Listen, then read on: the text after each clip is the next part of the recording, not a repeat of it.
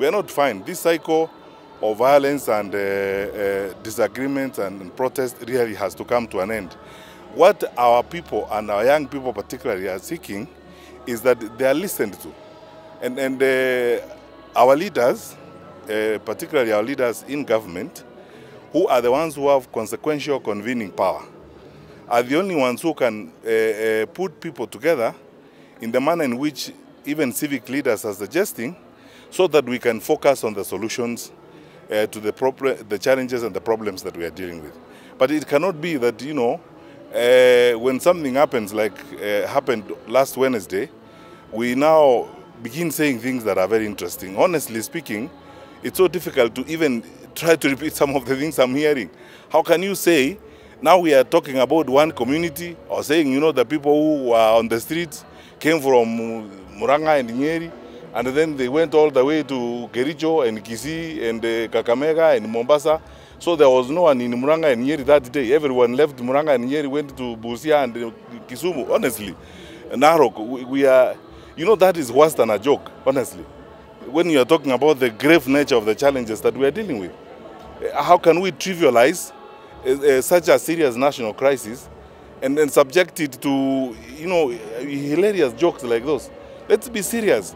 And personally, I associate myself with the remarks and the position that has been taken by the religious leaders in this country, private sector groups that are saying the same thing as we are saying, namely that our country is headed the wrong direction. And this is not rocket science. You don't need a PhD from Harvard to know we are headed the wrong direction. You can see it. It's written all over the place. And in saying so, we are saying this is a patriotic moment. It's a moment for all of us to cross ranks. Wacha tuweke kando hata hiyo mambo ingine yote, siasa nini. We're talking about uchaguzi is 25 or 26 months away. Our country must survive first, and we must be a stable nation before we get there. So let us not even stop talking about those businesses, about elections and stuff like that. Focus on the stability of the country. I have been moving around, talking to people. I go to, you know, meet people. Look here, I am in charge here today, sitting with these leaders. The level of bitterness and anger down below in the country is unprecedented. I have not seen that before.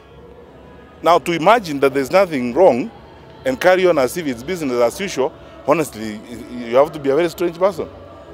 We are asking our brothers and sisters, and then, as I said, this is a patriotic moment. This is a time for the country. And what is being called upon now, it's also a leadership moment.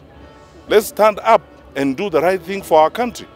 And it cannot be based on excuses, some of them laughable. That, you know, I don't know who, I saw them on the TV, they're dropping money. So when you saw them dropping money, why didn't you arrest them? Because, you know, when leaders tell us these things, and I've said this several times before, I mean, as a minister, if I was a cabinet minister myself, as a minister, I would never make allegations. Sasa niwaambie nyinyi wananchi mfanye nini? Hamuna pingu, hamuna polisi, hamwezi kukamata mtu. Sasa nikuje kulia huko kwa wananchi, mfanye nini nyinyi wananchi? Yule ako na madaraka wa kufanya hiyo kazi, hawezi kuja aseme ni wale ama ni huyu. If you have evidence huyo mtu ako na maneno, onyesha watu hiyo evidence ndio hii, huyu amefanya makosa haya na hatutaki mtu akufanya makosa kama haya. Sasa sio wakati wa kulaumiana tafadhali. Sasa tuende kwa kazi.